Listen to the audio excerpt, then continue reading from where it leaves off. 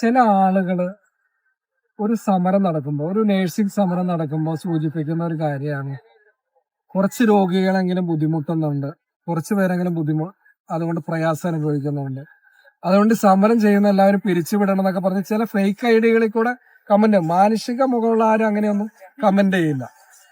അപ്പൊ അങ്ങനെയുള്ളവരോടൊക്കെ ഞങ്ങൾക്ക് പറയാനുള്ളതെന്ന് വെച്ച് കഴിഞ്ഞാൽ, ഞങ്ങൾ എല്ലാവർക്കും നോട്ടീസ് കൊടുത്തിട്ട് ഒന്നാമത് സമരത്തിലേക്ക് ഇറങ്ങണം. പെട്ടെന്ന് ഒരു ദിവസം വന്ന് സമരത്തിലേക്ക് ഇറങ്ങുമല്ല ചെയ്യുന്നത്. പേഷ്യൻസ് കിടക്കുന്നുണ്ടെങ്കിൽ അവരെ ബോധവൽക്കരിക്കാറുണ്ട്.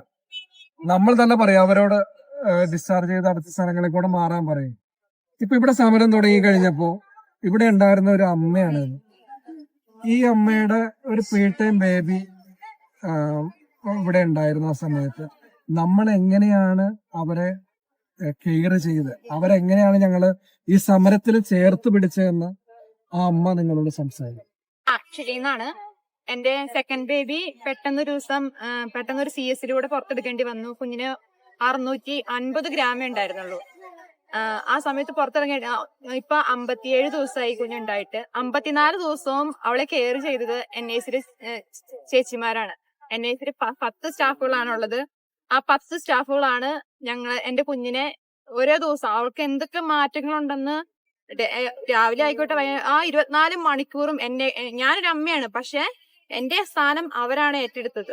അവരെ ഏറ്റെടുത്ത് അവർ നല്ല രീതിയിൽ നോക്കി, ഒരു കുറവും ഇല്ലാണ്ട് അവളെ പരിചരിച്ചു. ഇന്ന് ഞാൻ ഡിസ്ചാർജ് ആയി ഇവിടുന്ന് ഇറങ്ങി പോകുമ്പോൾ ഏറ്റവും കൂടുതൽ നന്ദി പറയേണ്ടത് ആ 10 ചേച്ചിമാരോടാണ്.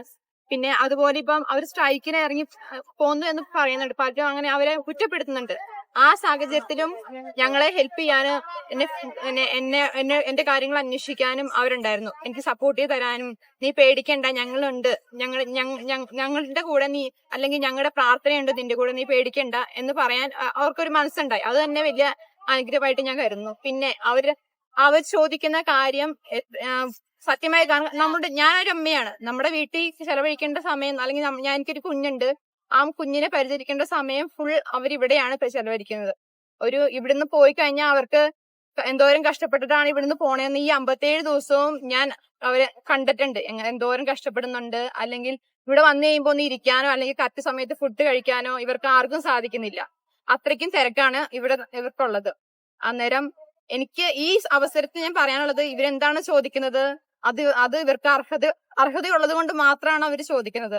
അത്രയാണ് എനിക്ക് പറയാനുള്ളത്. പിന്നെ ഈ അവസരത്തിൽ ഞാൻ നന്ദി പറയാൻ വേണ്ടി ഉപയോഗിക്കുക. കാരണം ഞാൻ ഇപ്പൊ ഇവിടെ നിൽക്കുന്നുണ്ടെങ്കിൽ, ഇത്ര സന്തോഷവതിയായി നിൽക്കുന്നുണ്ടെങ്കിൽ എന്റെ കുഞ്ഞിനെ അവരത്രയും ചേർത്ത് പിടിച്ചുകൊണ്ട് മാത്രമാണ്. രാത്രി ആയിക്കോട്ടെ പകലായിക്കോട്ടെ അവര് കണ്ണിൽ എണ്ണ ഒഴിച്ച് ഞാൻ കാത്തിരിക്കുന്നു പറയുന്നില്ലേ എന്ന് പറഞ്ഞാല് എന്റെ ഒപ്പം തന്നെ അവരുണ്ടായിരുന്നു, കണ്ണിൽ എണ്ണ ഒഴിച്ചുകൊണ്ട് എന്റെ കൊച്ചിന്റെ ഓരോ വളർച്ചയിലും.